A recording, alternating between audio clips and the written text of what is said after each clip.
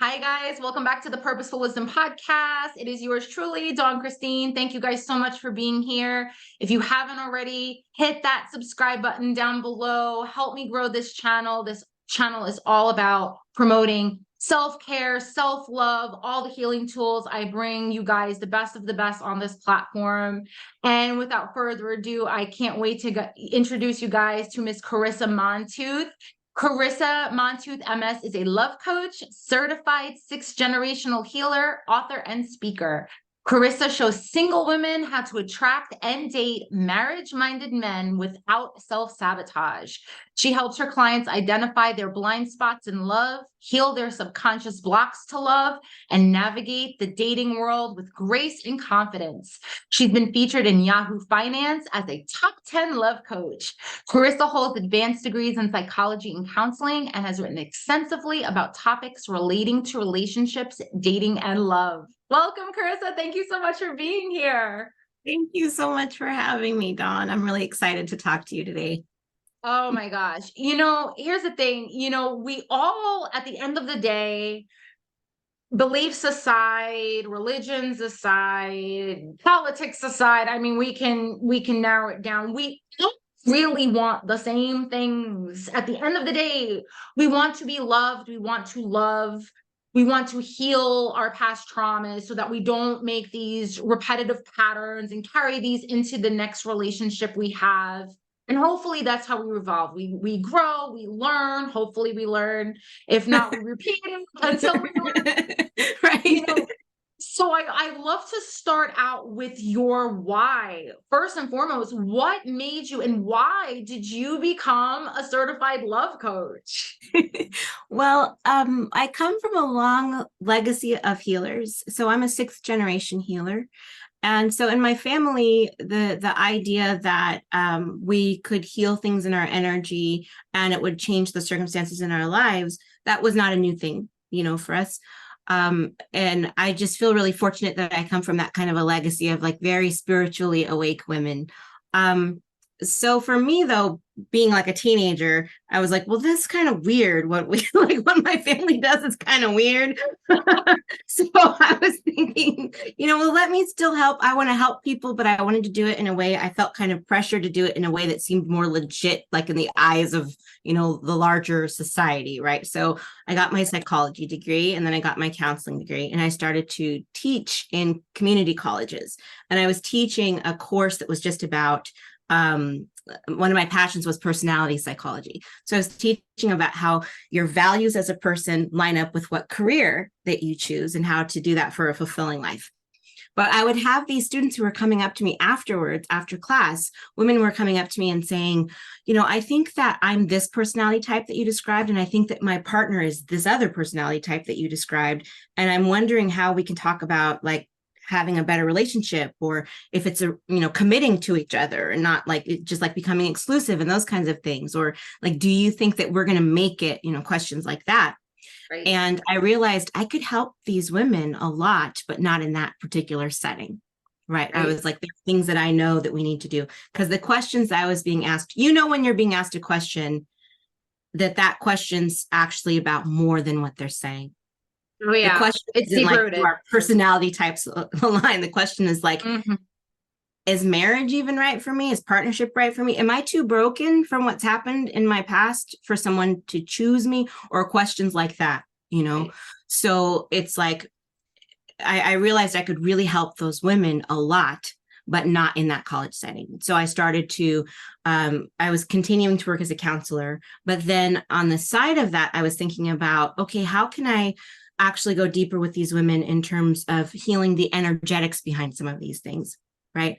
And I was working with a client once who kind of at the beginning of things, and she was really processing a deep heartache. And as we were talking about her moving into a new relationship and even just getting comfortable with the idea of dating, that heartache was coming up, and it was kind of manifesting as fear, right? Like, I'm so terrified to get back out there because what if this happens again? And how do I even know that I'll, because when we go through that kind of heartache, we are so resistant to stepping forward again because we know what it feels like to be hurt, And so she was feeling this deep, intense pain around it. And I knew something that I could do to help her heal in her energy. But it wasn't something we had done yet. We hadn't really talked about that side of things yet. And so I said, I know that this is going to seem kind of weird, but there's something that I'd really like to do with you that I think would be helpful. Would you be open to us doing some energy healing around this? And she was like, yeah, sure. That'd be fine. So we did. And then the next time I talked to her the next week, she said, I don't know what you did last time, but we need to do that every time. And it was a really powerful breakthrough for her. She felt so much lighter. She stopped having some of the kind of like nightmares she was having about it. She felt hopeful again about the idea of dating, which was like a huge shift for her in her energy. And she was just able to really open up, to dating. And within a couple months, I think after that, she, one of her huge fears was that she wasn't going to be able to meet someone like her in Canada, and someone who was like aligned with her interests and things like that. And within about 2 months, she met him at a Toastmasters meeting and he offered to help paint her house because she just bought a house and she was doing a bunch of renovations. So he offered to come over and help her paint one weekend. He came over and he painted, and she said like he was a complete gentleman. We just talked, he helped me paint. And she said the more and more we talked, the more he showed me things that were on my love list, which is something that I create with my clients. And she said, there were even things that I thought I would give up for the right person, if it was okay if they didn't have those things, but he had those things, and he was financially stable. He was ready to settle down. He wanted to invest in real estate, like all the same things that she wanted to do. He was offering before she even brought up that she wanted to do those things, that they were important to him. So it was really an amazing, powerful thing for her. And I started to do that more and more with my other clients, because part of it was a journey for me, right? I had to actually step into my identity as a healer and be able to say, yes, this is something that I'm gifted in, that I help people with, and not kind of shrink from that and be like, no, don't call me that because that seems like a big deal. I had to really I had to think of it like, if there are people that need you to help them, you need to help them, like get over yourself and help people. So that was kind of like my journey into doing the healing. And then as I did that more and more with my clients, what I started to discover was that I was really attractive to women who wanted to work with me, to women who thought of themselves as tough cases. Ooh. So if someone thought of themselves as a tough case, like I am really difficult to love, or those kinds of things, I've been alone for a long time, I would attract those women. And I found that within about almost 90% of my clients attract their happy, healthy relationship within about 6 months of our work together. Wow. So what I was seeing with those women was it actually started to emerge as, I don't want to really say a formula, but really it was these 5 steps that we were doing in order. And sometimes, one would take a little longer with one person, or we, just touch on one, but it was these specific 5 steps in order. And I learned that when we would do those things, we would go through that process, those would be the kind of results that we would have. And I feel so blessed to have done this work for as long as I have. I have this little, sometimes I get kind of like, I feel, we get tired, or, it's kind of like, it's difficult sometimes to, we have to protect our energy, and we have to have boundaries and those kinds of things. But I have this folder of like, this is all testimonials from clients. There's like over 100 testimonials. Wow. And I keep it on my desk so that I can always look at it and think about the women who need me and that are, that are waiting for me, or that need me to make myself findable for them. Right. Well, I mean? Girl, I gave you a platform to do it today because this is so beautiful. And I'm big into energy. I'm big into crystals. Like I totally understand we are all energy. Like attracts like. It definitely has to do a lot with mindset and what we believe we deserve from the start.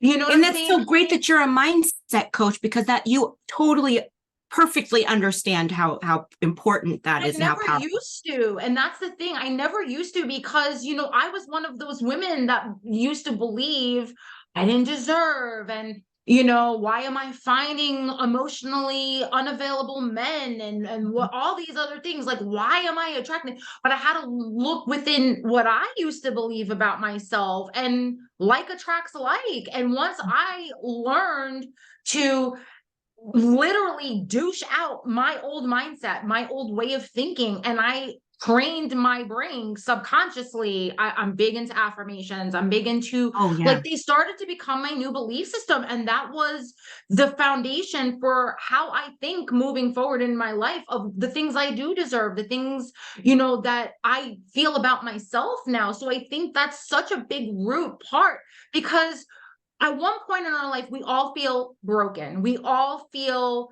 like we're the tough cases, but it's really Mhm. what we're saying to ourselves, of what Yeah. we actually believe about ourselves, because we've all been broken, but everything is fixable. Like, it's whether or not we choose to take a different street, take a different direction now, and truly learn about the things we deserve in our lives, to move forward, to find healthy relationships, to learn we don't need to settle, to learn it's okay to be alone, because that time is so crucial to healing. So, I'd love for you to start out with, this whole misconception about after a breakup. Yes, there's a lot of heartache, but there's so many misconceptions about post breakup healing, and I'd love for you to dive into that for me, because what does that even look like after a breakup, especially for women? Because, we are emotional creatures. We wear our hearts on our sleeves. We definitely have a different brain than men of how things affect us. So, what does that even look like moving forward?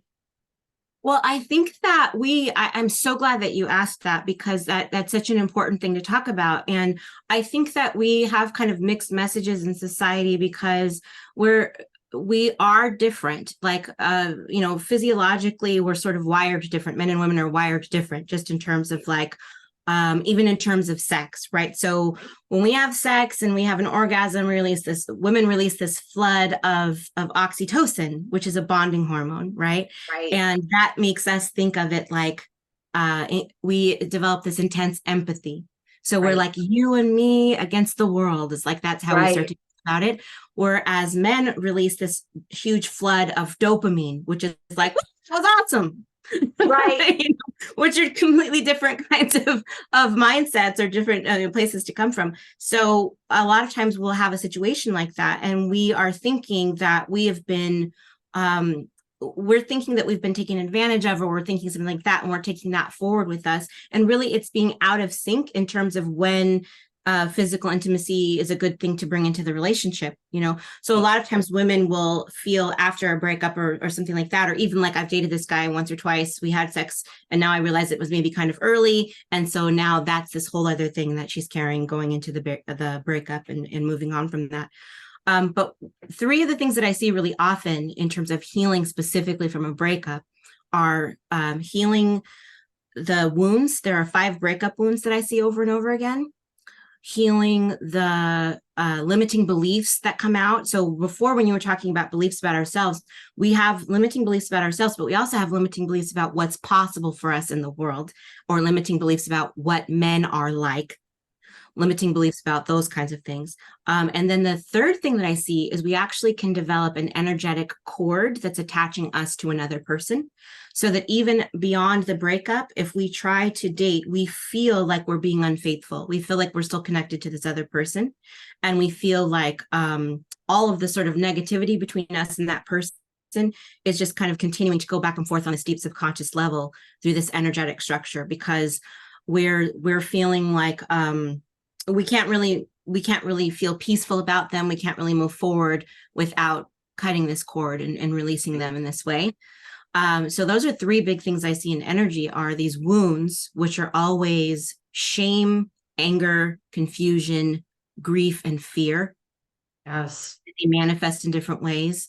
And sometimes you can have one, sometimes you can have all 5. It doesn't matter if the breakup was 5 days ago or 5 years ago. You can still be recovering from those wounds. The limiting belief part those are specifically things that are like, all men behave in this way. Like, you come out of a breakup, and then our spirit wants to make sense of why that happened, so Right. that we can create some kind of a new rule for ourselves to keep us safe in the future. Right. It's like, this is what I'm going to do from now on. So that's where those limiting beliefs come from, that are just things like, this is how men behave, all men cheat, all men are emotionally unavailable. You know, nobody wants a single mom. I have a lot of clients who have this belief it's like, nobody wants a single mom, or I'm getting too old for love, or those kinds of things. I have a group of clients who are single moms who have specific limiting beliefs that need to be cleared before they move on. I have another group of clients who are who don't have kids, who have devoted a lot of their time and their energy to their career, and they have a completely different set of limiting beliefs. And those are the beliefs that have to do with like, I'm intimidating to men, my success is intimidating to men, all of those kinds of things.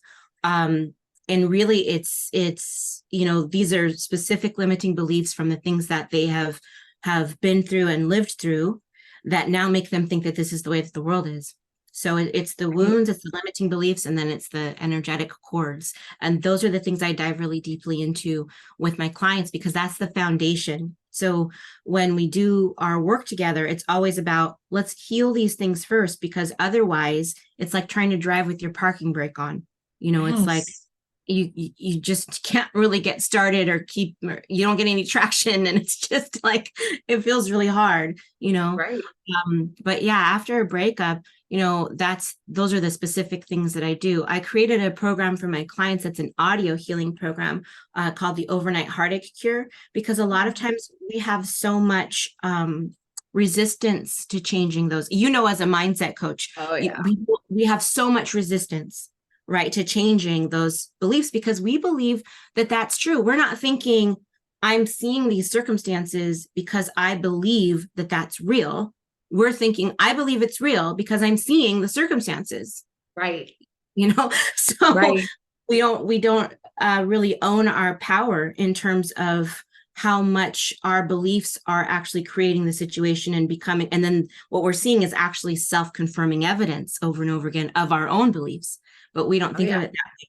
And the more, it seems like the more, when I work with women who are really high achieving women in their 40s, who are responsible for a lot of people, career-wise, and all those kinds of things, those women are usually the most difficult for me to help them understand this concept that you don't make love happen, you make it welcome by doing the healing, because they are so used to making things happen. Right. And really good at it. Right.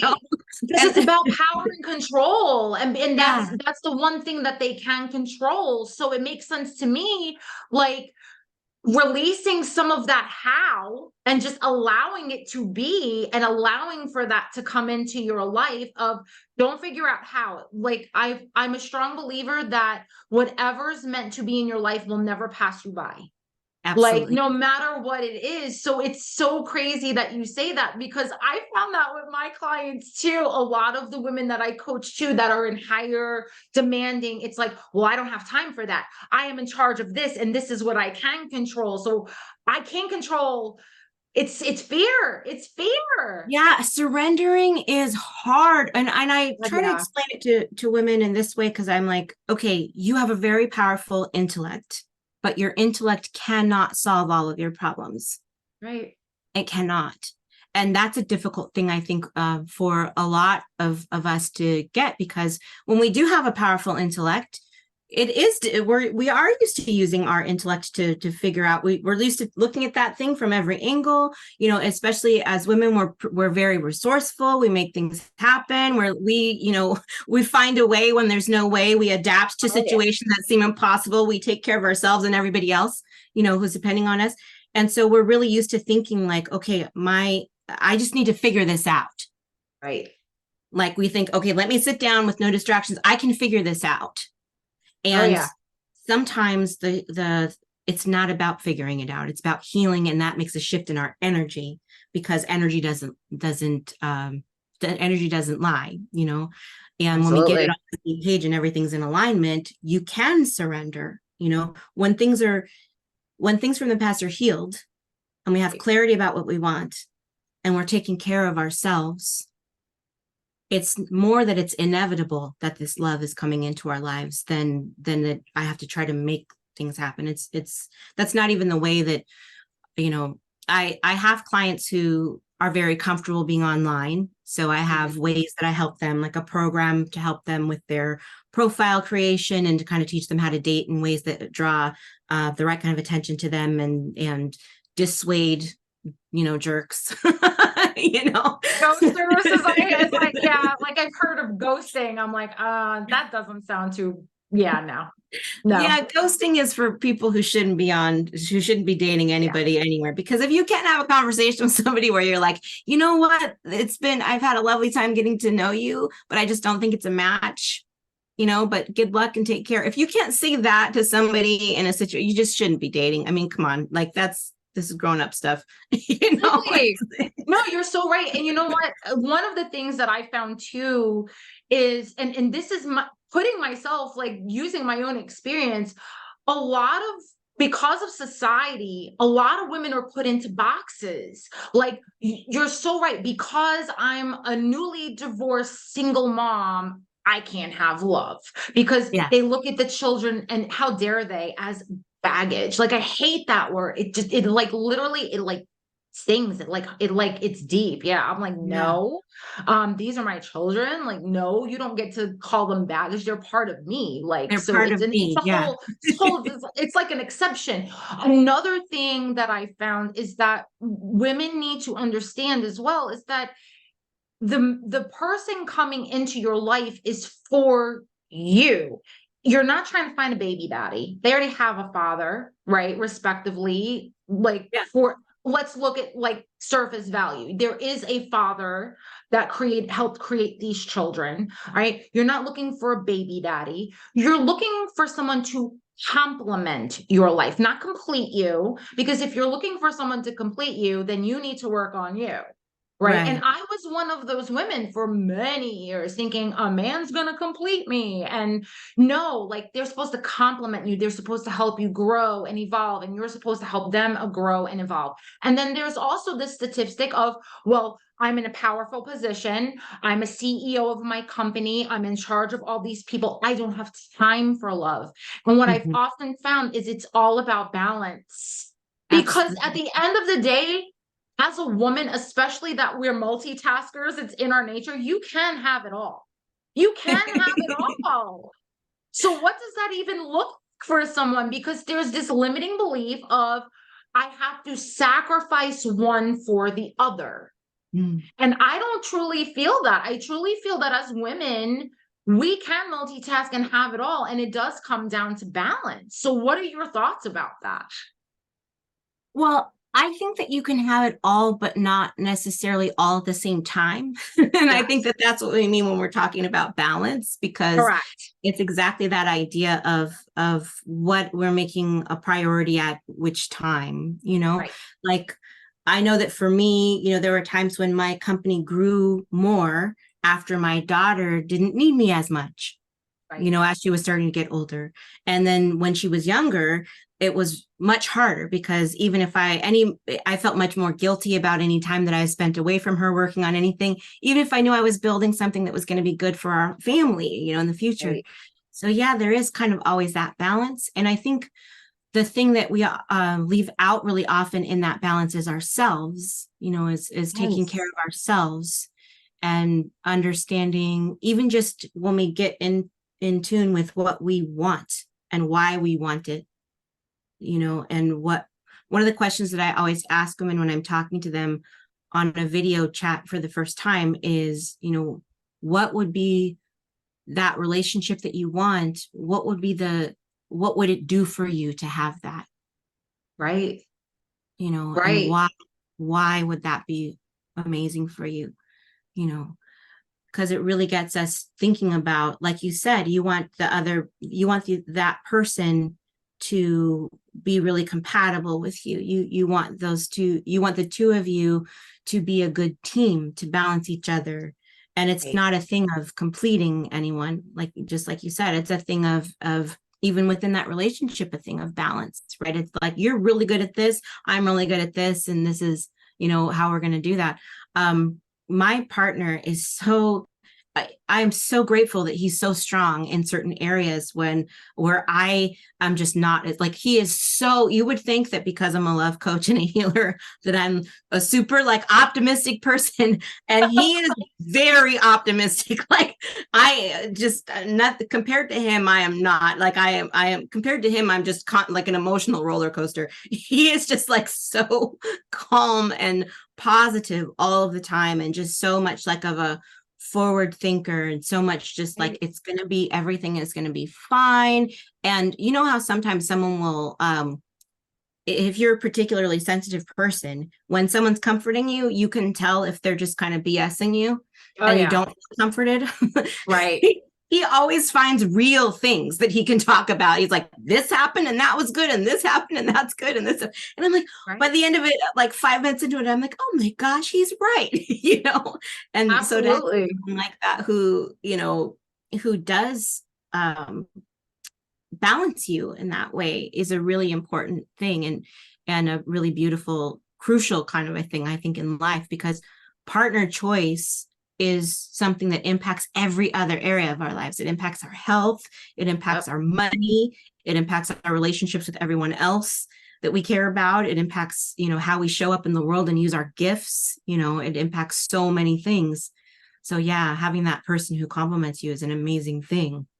Absolutely. And, you know, I would love to know, you know, first off, I mean, we as coaches both know that, you know, idealistically, you shouldn't be jumping from one relationship into another, right? There is things that you need to like step back and process and heal from, so that you don't carry that weight of an old relationship into a new relationship. So this way you can start fresh and not have that mindset of all guys are alike, all guys are emotionally unavailable. So where would you start with someone that is coming out of a relationship that has done the work, right? And now they're ready to get back out there, but they're also skeptical of online dating.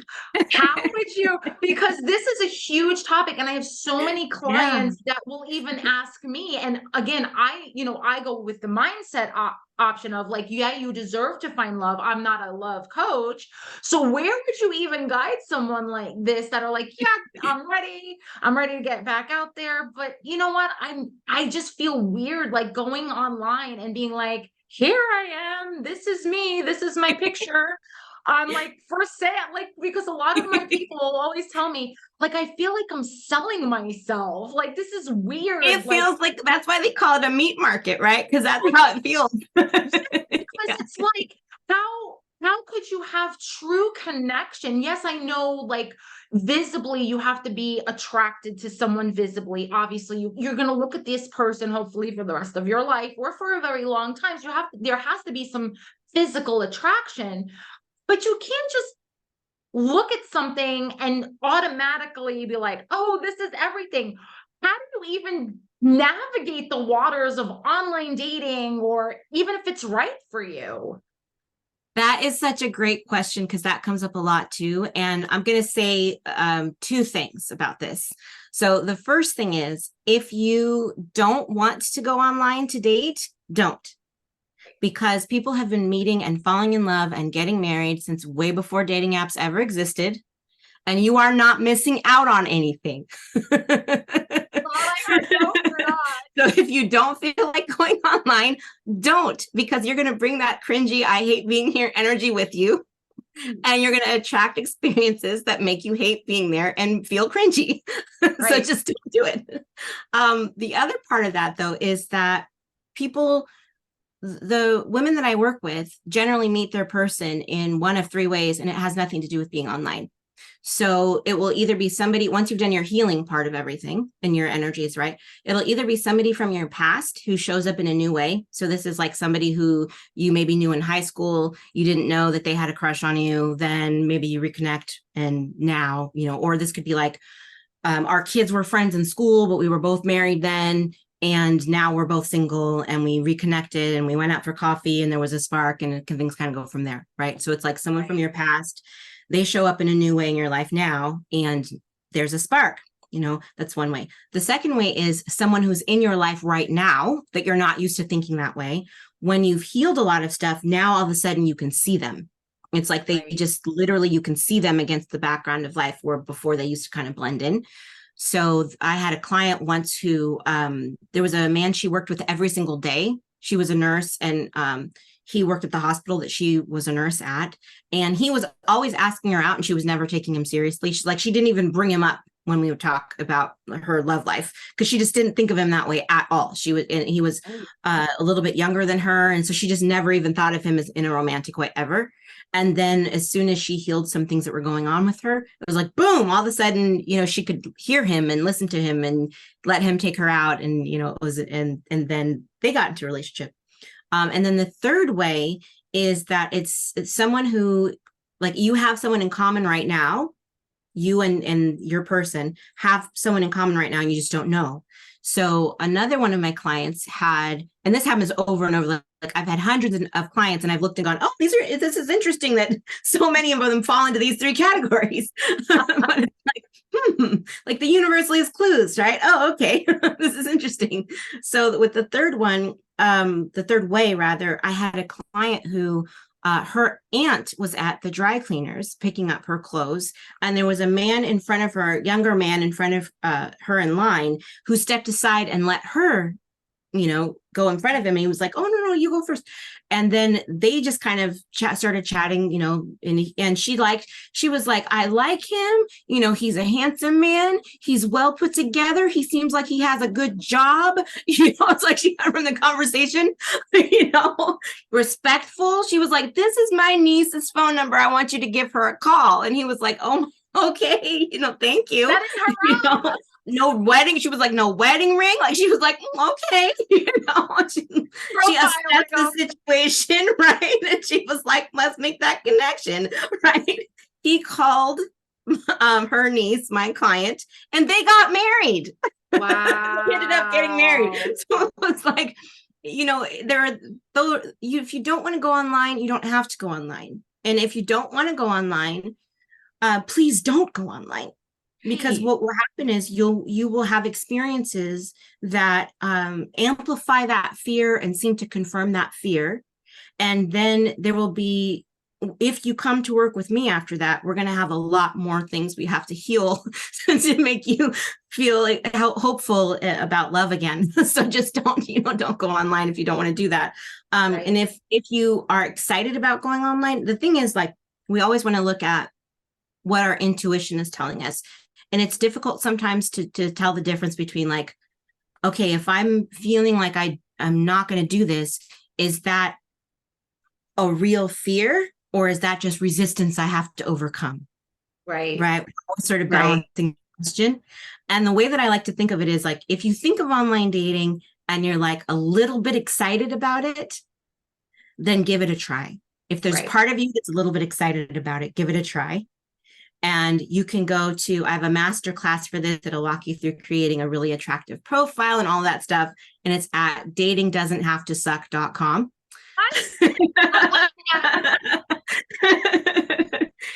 So if you want to go online, do that, and you will feel good about going online and confident, and you'll attract men who are more interested in something real, and you will repel jerks.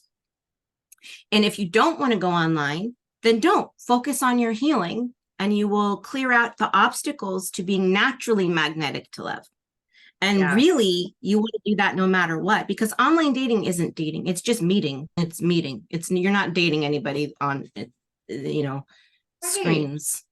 Just you're meeting people, and you can meet people all the time. My partner that I am with, he came to my home.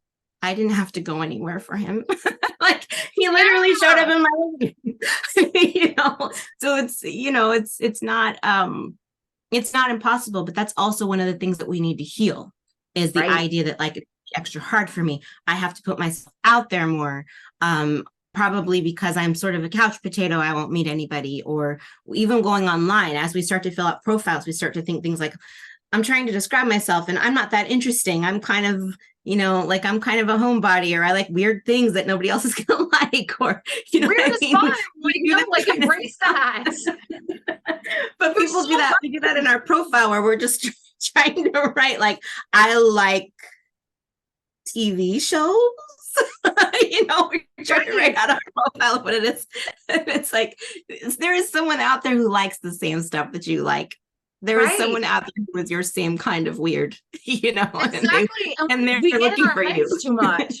And we often get in our heads too much, because I feel too, like, you're so right. I tried online dating once. I went on Hinge. I don't know, the app that's supposed to be deleted. Oh, I deleted that shit real quick. Okay. I was like, no, not for me. Because, I was new to this. I was like, my friends were like, just try it. Just try, like, see, like, what we'll see. And like, I was like, okay, I'll try. And, they like took some pictures, like they helped me create this profile. And I'm like, feel like a mail order bride. I'm like, why am I selling myself? Like, this is not, like, this feels so awkward. And then so you see the pictures of the guys where it's like just their oiled up abs, or like they look mean in the picture, like they're just not smiling or anything. And shirtless or with a fish. Like, and I'm just like, okay, but like, we're judging each other off of a picture, and like, you don't know my personality, I don't know your personality. And if I did have a match, and it's like, you start out with, nice to meet you, fill in the blank, and then it's like, yeah, nice to meet you too, and then it's like, oh, crickets. okay, that was nice. Personally, for me, I was just like, this is just not for me. Like, I'm not going to waste my energy, because I'm all about energy too. And once I realized that I healed myself, my energy level changed. Like, I evolved energetically. So I automatically told myself, well, okay, now I'm on a different energy plateau. So like attracts like. Yeah. I'm not going to attract the same type of men that I once attracted, but I have to give myself that opportunity to organically meet somebody. And I think a lot of the time it goes back to fear, Chris. I think that for a lot of women, we're scared to be alone. And I can say from experience, like, at a lot point in my life, I was never alone. And this is the most time I've ever been alone in my life. And there's a difference between being alone and being lonely. Okay. In retrospect, but I'm not. Like, I'm like, okay, I'm single. I'm not alone. I'm just single. And like, but you open up the door to allow things to happen organically too, when they're not forced, when they're not, like, whatever's meant to be will not pass you by. So whether I'm a homebody, whether I'm out and about at the grocery store, if the universe is going to send someone my way, then it's going to happen. I think we need to just allow ourselves to, and open up the possibilities that what we think is going to happen for us is not going to always happen the way we expect them to happen too.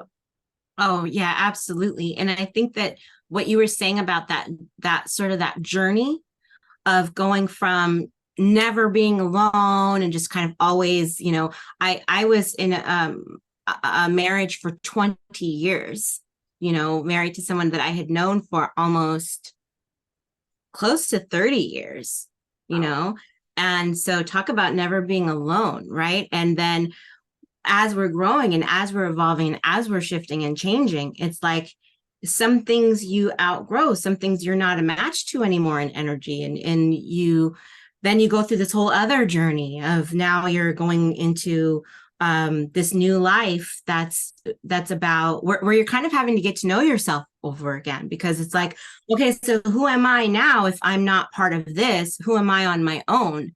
And I think that there is part of that is I think especially like for people like you and I who are also coaches, right? It's like sometimes people look at that and they think, well, how can you come out if you're a love coach? How did you get divorced? And I'm like, well, if I wasn't a love coach, I probably wouldn't have got divorced, because I knew I didn't believe in scarcity of love. Right. I believed that I deserved to have love that was healthy and happy and satisfying and all of those things. I probably would have just kind of settled and numbed myself and just kind of been like, okay, I'll just stay here because that's what people do, Right. But we instead kind of like, we embark on this sort of courageous new journey where it's like, all right, I don't know exactly how this is going to go, but I have faith in the abundance of love. And I know that there are good things out there for me and that I deserve that, and there is that thing of like the alone and loneliness thing. So it's like, yeah, you can be alone and not be lonely, Right. or you can be in a relationship and be lonely, Yes. in a relationship and be very lonely, you know. Right. I Um, agree. yeah. And so then we move actually into this next thing of going, okay, well, I'm ready to be partnered again. I feel like that's something that makes me feel excited. Right. And then we're like, okay, so how does this work? How is everyone doing this now? Oh, they're online dating. Why? Do we have to do it that way? Right. And I don't think we do, because I'm old school too. Like I have to feel that energy. I have to feel not only the physical attraction, but you have to hold an intelligent conversation with me. You have to spark my interest. There has to be an alignment of certain values and morals and things like that. And for me personally, you're not going to see that in a profile picture when you're swiping right or left and you're just judging someone off of their picture alone and not, Yeah. because a book, it's that old saying, don't judge a book by its cover. Yeah. You may find someone that you're physically attracted to and they are totally not aligned with what you're trying to accomplish, and they have nothing in common. And Yeah. then you may find someone that you may not originally be attracted to, or but the who they are as a person is what attracts you to them, and you see them in a different light. So I think organically, is, for me at least, is the way to go. I'm like, and it's something that I don't even think about. I'm just like, you know what, universe, you know what I ordered. I manifested that, right? And I'm just like, okay, when you feel that it's meant for me, then send it my way. But I'm not going anywhere. Like, I'm going to continue to work on myself and do what I need to do and raise my kids, because they are a huge part of my life, and work on my business and work on my podcast and work on my books, and because I'm doing for me too. And what most people don't understand is that as you're working on you, your energy is getting higher and higher, because you value yourself more and you care about yourself more, and you're doing all these things that are self-caring aspects of who you are. And vibrationally, you're attracting the higher level man in your life. Absolutely. And that's actually, there's like a dating hack that I sort of share with people that really don't want to be online, because the thing is, like, online dating is a weird artificial situation anyway, because even if you connect to someone, like you're saying, so you're connecting based on physical attraction. Okay, maybe they took time to read your profile, maybe they didn't. And you end up sitting somewhere with them and you're talking and you're just kind of going into this weird situation cold with a stranger to figure out if they're going to be a super important person in your life. It just seems really weird to me. And what I actually have people do is to refocus away from dating entirely onto community, because as you are doing that transition from long-term relationship or no relationship or whatever it is to now being ready to be open again, the thing about it is that it's not about finding. It's not about, we need to go out there and we need to search for this and we need to make this thing happen and all of those things. I always, over and over again, I tell people, you don't make life happen, you make it welcome. You don't make it happen, you make it welcome.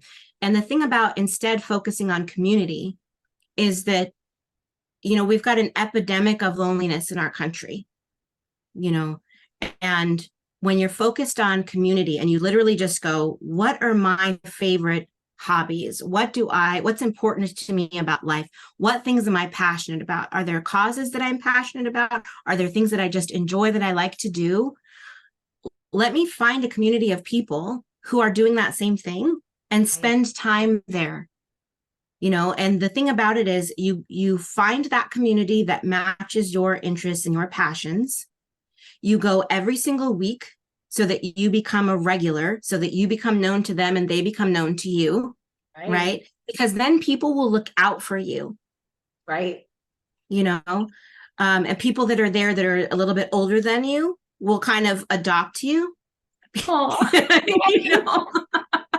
They'll just look out for you, which is really lovely, right? And you do that, and you actually just kind of stop thinking about dating, and you focus on the fulfillment and the pleasure that you get from doing this thing that you love to do. And then if you do meet someone in that situation, you're relaxed, you're confident, you already know that person, at least know them, that you might even be friends with them. You have something that's built in common for you to even talk about and create a conversation around. So it's like, and in the meantime, you've created a community of friends. Right. It's a win-win. And everything. It's like so many of the people that I've worked with, when I tell them stop thinking about dating entirely and think about something that you used to do when you were a kid that you loved, that you don't do anymore. Yes, embrace your inner child. Yeah, that you're like, you're like, I'm too old for it, or I don't have time for it, or whatever that thing is. One of my clients is taking skating lessons, roller skating. She's like, I used to roller skate when I was a kid and I just stopped doing it. So she's taking roller skating lessons. It's like, it can be anything that you are just really, really passionate about, that you enjoy doing, and you will make friends, which is the most important thing. And who knows what grows organically from that. I don't want to date anybody that I'm not friends with first. I just am not in that, in our 40s, and with everything that we've got kids and we've got, it's like, I don't want to be wasting time with people. No, I'm so glad you set that up, because I was going into that that was my next question, because I'm like, there is a group of us that are 40 and older, and we've been through it, and frankly, we just don't have patience for it anymore. Like, we've been through our 20s already, we've been through our 30s already. We're like, by 40, especially I feel for women, we're like, bye, Felicia. Like, if you don't fit the criteria, if you're going to just sit here, like, I'm not going to give you the opportunity to even waste my time. I know who I am at this point. I know what I will and will not accept. We've built our boundaries. Like, we're moms, we have kids. It's like, what does that even look like for someone that is, I'm 42. I just turned 42 a couple weeks ago. So, like, what does that even look like? How having to navigate, or how to balance being a mom, being a single mom, getting back into the dating game. What does that even look like? Well, what it looks like is looking at dating. The balance of looking at dating is that we have to sort like a referee. So it's not it's not like we're doing it out of anger, or like we're coming into this. Like, I have this thing where I tell women, like, don't come in and dump your purse on the table. Like, that's not what you need to do. It's like this idea that women are going to come in and go, look, I don't want to date anybody who's a player. I don't want to date anybody who doesn't know what he wants. I don't want to date blah, blah, blah, blah, blah. It's like they have their whole list on the first date. And it's like they're just dumping this energy on this guy of, I don't want to play any games. And I'm just going to be honest because I don't want to play any games. And I'm like, babe, that's not you being honest. That's you, like, showing your wounds, that they're not all the way healed, and that you're still, operating out of fear, but you're masking it as like anger or confidence or some weird combination of that. Right. But it's like, what we want to do instead is be really open and be really flexible and keep our hearts still and our eyes open. Yes. So when you're dating and you sit down with someone, it's like remembering that it's just dating. Dating is not a relationship. Dating is literally like, I'm going to spend this time with you to see if I want to spend more time with you. Time with you. Like, that's really it. It's not. It's not a life commitment, right? No. And it should be fun. We should both be having fun. And if I'm not having fun, we shouldn't do it anymore. And if you're not having fun, we shouldn't do it anymore. Exactly. And if you've discovered that I'm not a match to you, that's great. Don't waste my time. Like, then I'm glad. Thank you for letting me know in a respectful way so that neither of us wastes our time anymore. But that's hard to do unless you're in a healed place. Otherwise, it's hard to do to communicate, because I feel that because of communication, there's that fear of like, just be honest, because I at the end of the day, they're not responsible for how we take it. If we're insulted, like, oh, they're not a match to me. Well, then why are you insulted? That comes back on you. So there is a wound that you still have not healed. If you Yeah. could be adult about it and say, and appreciate the fact that the other person is being honest with you, because Mhm. honesty is huge, communication is huge. If that person is just coming to you saying, hey, so and so, you know what? I like you, but we weren't, yeah, I didn't feel the chemistry. That other Yeah. person should be, you know what? Thank you, so and so, for letting me know. I appreciate your honesty about it. Be adult about it. We're so busy like taking things so critical that people are afraid to be honest with each other and communicate these things, so they settle, and then they settle for less than what they deserve, and before you know it, they're just on a hamster wheel, and then they wonder why they're unhappy in their relationship 11 years, Yeah. like in my case it was 11 years later. Like I'm like, what the hell? Like Yeah. you have to own your own stuff and be open and honest about things, and laying that foundation of being true to who you are is so key, I think. So getting rid of the fear that it's just a date, it's Mhm. just dinner or lunch. There ain't no ring on it. Okay. You didn't say, yeah, you're not going any farther than that. Like, make it fun. Learn from the experience, even. I feel like a lot of us don't just take it for face value. Like, okay, notice, like you said, with your eyes. How does he treat the waiter? How does he treat you? Are you splitting the date? Are you paying, you know, like all this. And I'm I just guessing here, Carissa, because I'm like, I haven't done this, so I'm just guessing here. Like, that's the way it kind of should be. absolutely. Yeah, you want to just be able to be still enough, because sometimes we're so worried about whether someone's going to choose us that we're not gathering the information that we need in order to decide if we're going to choose them, right? We're just Right. really, really worried whether they're going to choose us or not. And I feel like I am delightful company. Like I'm great on a date. I'm fun and I'm caring and I'm open and all those things.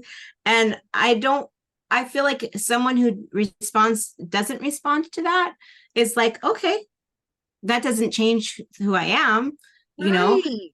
Right. And I'm not like, mad at them. It's like, okay, well, it was good to spend that time with you and that's cool, you know?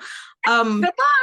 yeah, but yeah, I think it's and it's like kind of noticing things right away. When I was talking about the referee thing, it's this idea of like knowing going into it, this is a definite um you're wanting it's this weird balance, right? Because you have to be flexible, you have to be open, right? Right. But you also have to know these are specific deal breakers for me.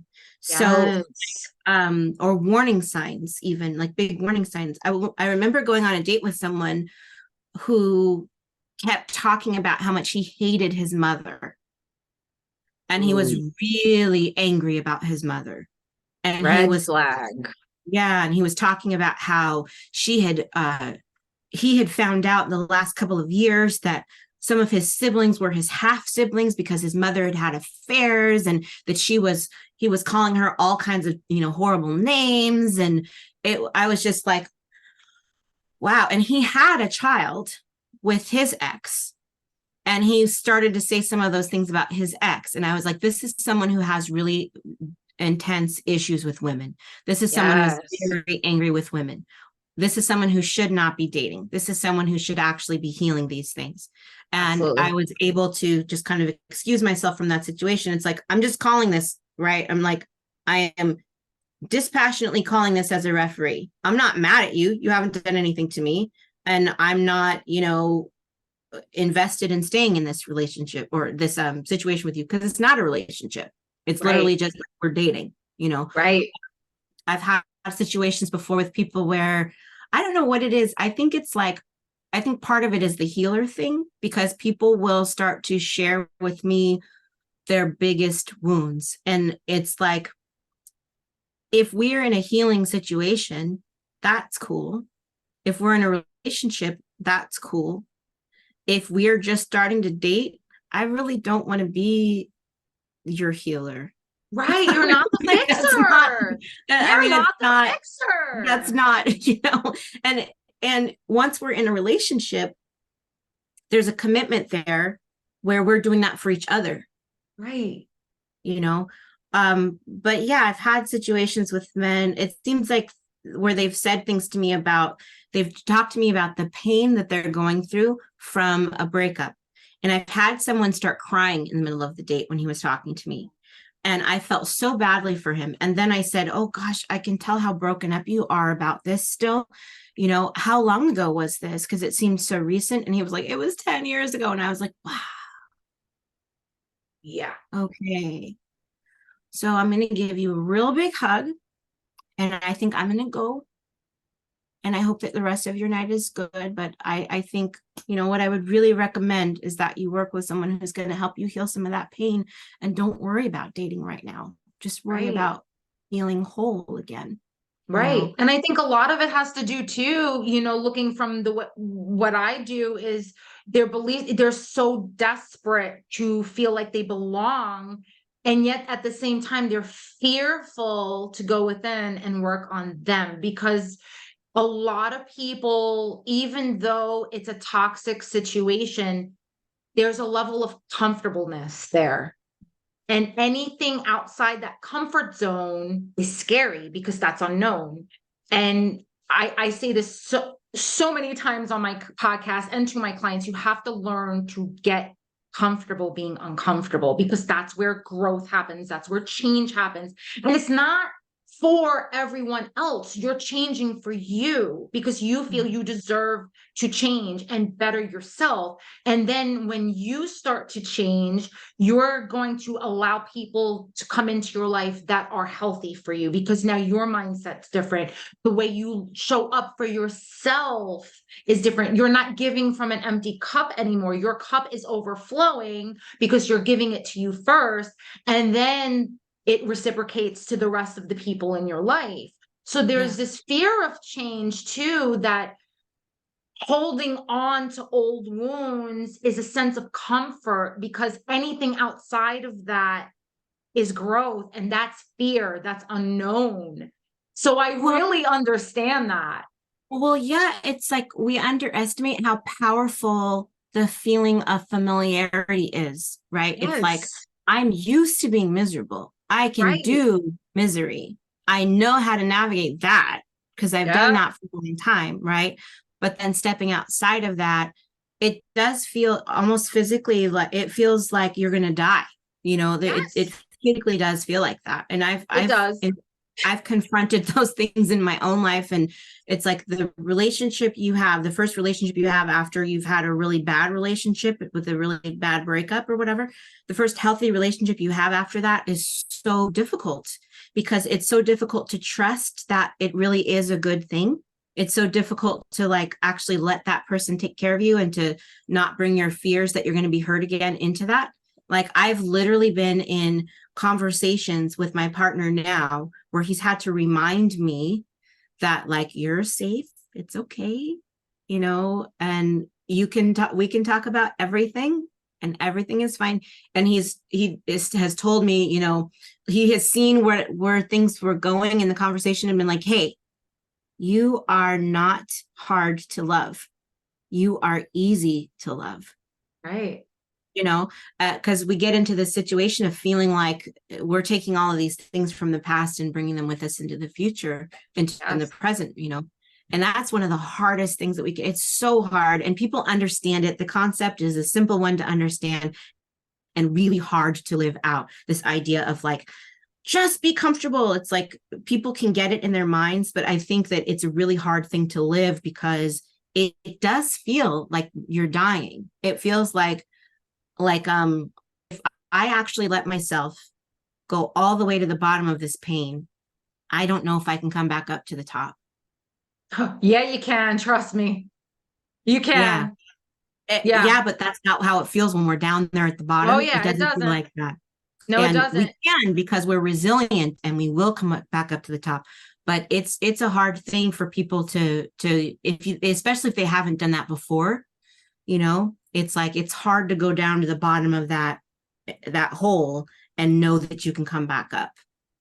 Oh yeah, I've been there too. And I totally get where you're coming from. And you said something before that I think we'll end with, because this is so important, especially when you said that when you come into a new relationship that is healthy for you, and that's its own entity, what advice would you give to women out there that now have done the healing, know what they deserve, they're Mhm. out of toxicity, they know the signs, they've healed everything they need to heal, and now they're coming into a new relationship that probably feels awkward, I would assume at this point, because it's new.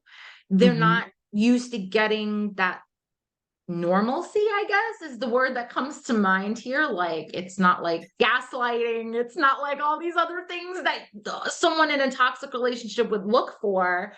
Now it's kind of normal, but that in its own entity is scary. What advice would you give to women that are trying to tread these waters? Like, what would that even look like for them? Well, one thing I would tell them is to kind of be aware of of self-sabotage. And what self-sabotage looks like is when you say you want one thing, this is how you're going to recognize it, right? Because otherwise we don't recognize it. That's why it's just a subconscious thing. We can sabotage the hell out of something and then look back in the rearview mirror and be like, oh, okay. That was partly me, wasn't it? Okay. But what happens is, like, if we are paying attention to the difference between what we say we want and what we're choosing to do, right? So it's like, are my actions in alignment with what I'm saying that I want to create? And if that's not happening, then that's a self-sabotage situation that we're in, right? And it's probably motivated by the fact that this feels really scary and new. This does not feel familiar to me. It feels good, but it doesn't feel familiar. And that's hard, right? Right. So I would tell women in that situation to just be aware of those times when you might say, like, I want a happy, healthy, committed relationship. And then your ex calls you to tell you happy birthday and wants to take you to dinner. And you're thinking about having dinner with your ex, your toxic ex, who has not changed and is the reason that you went through all of that other stuff and Mm. is now circling back now that you're in a healthy relationship. Because we literally will manifest these situations to it's like the universe goes, are you sure you want that happy, healthy thing? Are you sure? Here's a chance for you to have more of the same. Are you sure Mm. you want to go forward? It's like when you delete a program from your computer and it goes, this is irreversible. Are you sure you want to do this? you know, but But that that's so always happens. true. We're always tested. And it's like the way that we navigate that test shows how quickly we can move forward or not, So it's Right. like always, your ex always shows up as soon as you're happy in a new relationship. Some stupid situation, like you get a chance to choose to pursue the emotionally unavailable person again, or to give the nice person who seems a little bit boring but is actually kind a chance. Like, Right. do you want the drama or do you want the stability? Like, you said you wanted this, but what are you going to choose? You know what I mean? And it goes back to what you believe about yourself, because like if you look at it on a subconscious level, if you decide to go back to that familiar toxic trap, Mhm. you're telling yourself subconsciously that's what you deserve, Mhm. because Or it's you're telling yourself, you're saying either that's what you deserve, and or that's all that's out there. That's all that's possible. right. That's all Right. that's possible.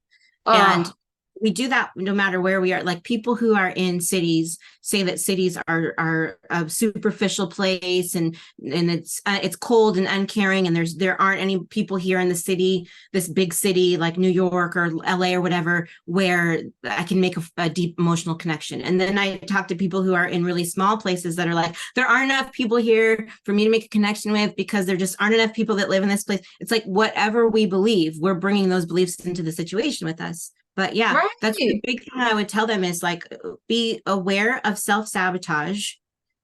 Is one of the things that's really big. Work instead on creating community. So focus on community instead of thinking that much about dating, you Right. know. And there are going to be some times when it's going to feel scary because it's new. It's Yes. not going to feel scary because it's bad. It's just going to feel scary because it's new, you know, And that's okay. You'll get used to things. Every good thing that we've ever experienced was new once. That's Was new right. to us. And you're not, and honestly, the last thing that comes to my mind is you're not going to die from being alone for a little bit. Like, seriously, Yeah. you really get to discover things about yourself that you never knew before.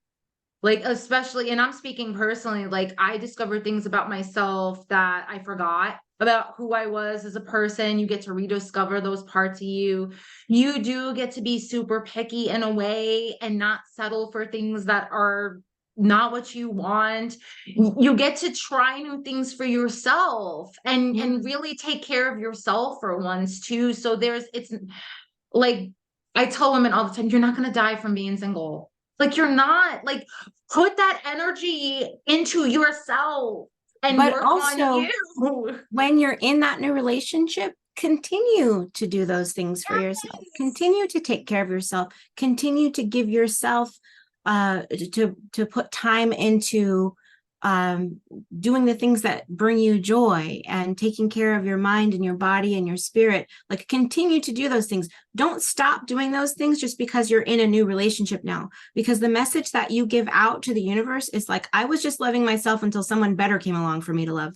And it's like, Yes. whenever we do that, we actually shift the energy in the relationship, and it ends up kind of changing the relationship anyway. It's a really Right. strange thing, but like, when you're in the practice of self-love, continue that practice. That's a lifelong journey, and you need to continue it even when you're in the other relationship. And some things you'll find you won't heal until you're in the relationship, and that's fine too, because you don't Right. have to be 100% healed or 100% positive to go into the new relationship and attract it into your life. So yeah. That's right. Oh, Carissa, this was so amazing. Thank you so much. I would love for you to, because I have a lot of listeners that they'll like put it on and walk away and they're not watching the video. Where can people reach you if they want you to help them in their love life and coach them? Where can they reach you at? They can come to my website. It's carisamontooth.com. So that's Carisa. It's like car is a. And then my last name is Montooth, Montooth, like tooth, Montooth. So carisamontooth.com.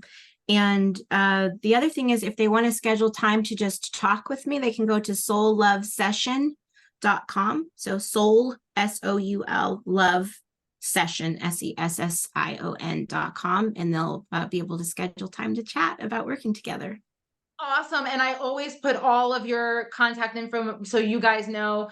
There'll be Carissa's information in the description box. Reach out to her if you guys are struggling with things in your life, or you just, want to find out where you are or where to even navigate your love life. Carissa's there to help you guys. Carissa, thank you so much for being on here. This was so awesome. I just yeah, this was great. This was great. Thank you Like, so two much of for us coming having me. together. This was absolutely anytime. Guys, thank you so much for being part and watching this. Don't forget to hit that subscribe button below. Help me grow my channel. Help me get this message out to others that are on their healing journey. You guys know I give you guys the best of the best here. And I thank you so much for sharing this hour with me and Miss Carissa. I will see you on the next episode. Be well, guys. Thanks.